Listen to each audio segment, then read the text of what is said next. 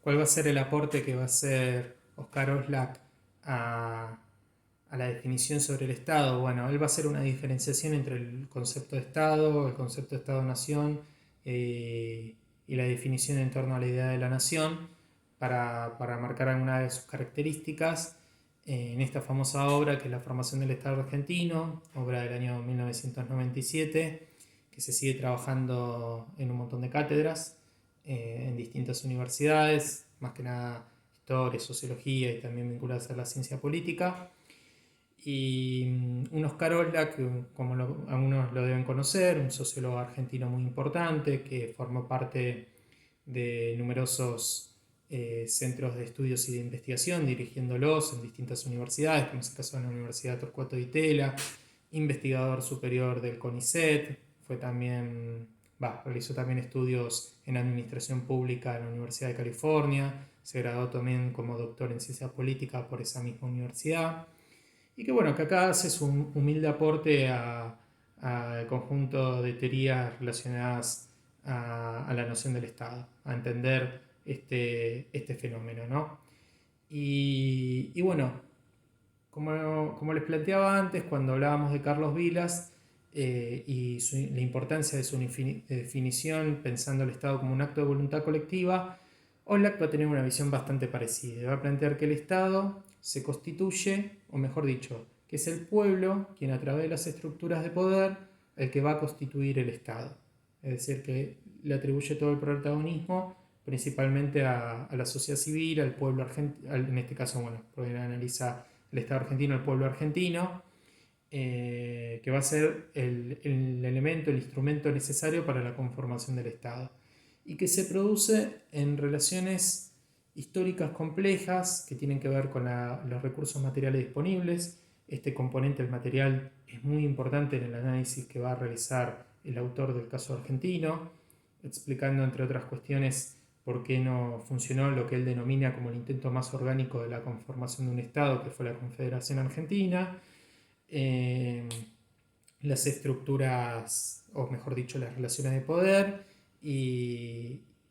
las clases sociales existentes en ese entonces. Todos esos elementos van a ser fundamentales para entender el proceso a través del cual se constituye un Estado. Y cuando el autor va a hablar del Estado-Nación, va a incorporar un elemento más, que tiene que ver con el proceso de institucionalización de las relaciones de poder. Y este es un elemento importante porque habla de la conformación de todo el aparato burocrático del Estado, lo que permite su funcionamiento, ¿no? Sus estructuras, sus instituciones, las leyes que lo regulan, bueno, un montón de elementos que van a ser elementales para que un Estado perdure en el tiempo. Esto se va a parecer, esta mirada institucionalista va a estar predominante también en la mirada que va a tener Michael Mann,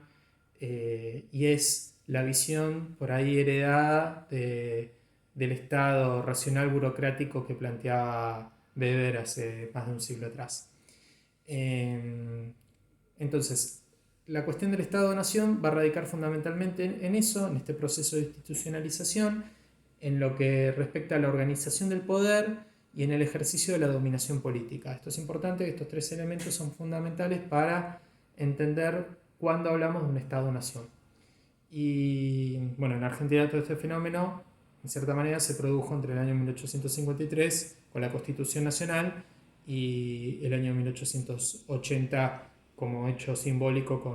como fue la federalización de Buenos Aires, algo habíamos hablado en la clase de Sarmiento y Alberdi. Y el autor va a plantear también que va a haber distintos atributos, elementos que permiten definir la estatidad. ¿Cuáles van a ser esos atributos? Bueno, va a ser la externalización del poder, que tiene que ver con que tiene que ser reconocido como una unidad soberana. Esto es un elemento fundamental, teniendo en cuenta las distintas disputas de poder que hay dentro de un mismo territorio, y que retrasaron un poco ese proceso de institucionalización del que hablábamos. En el caso de la Argentina, hablamos también de que tiene que lograr internalizar también su poder mediante la creación de instituciones o reconocimiento de esas instituciones que van a formar parte del aparato coercitivo del Estado, que no tiene que ver solamente con las instituciones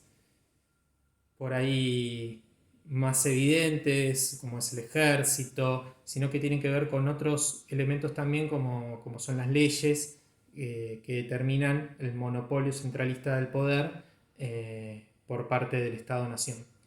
Y después tenemos que hablar también de los instrumentos de control diferenciados, que lo que le permite al Estado es obtener los recursos de la sociedad civil para su subsistencia. Y tenemos que hablar también de la cuestión de la internalización de valores, que va a ser uno de los elementos fundamentales, que tiene que ver con esta mirada que mencionábamos antes de pensar al Estado como un instrumento de dominación simbólica, en donde se internalizan símbolos,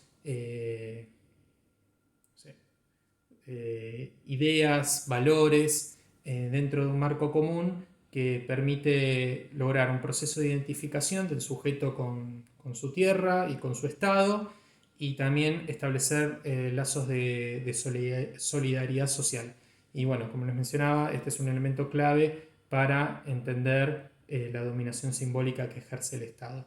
Y por último tenemos que definir el concepto de la nación, un concepto que tiene dos elementos, uno que es más abstracto, que tiene que ver con todo esto que hablamos, pensar la nación como el conjunto de valores, de símbolos, de tradiciones, de costumbres,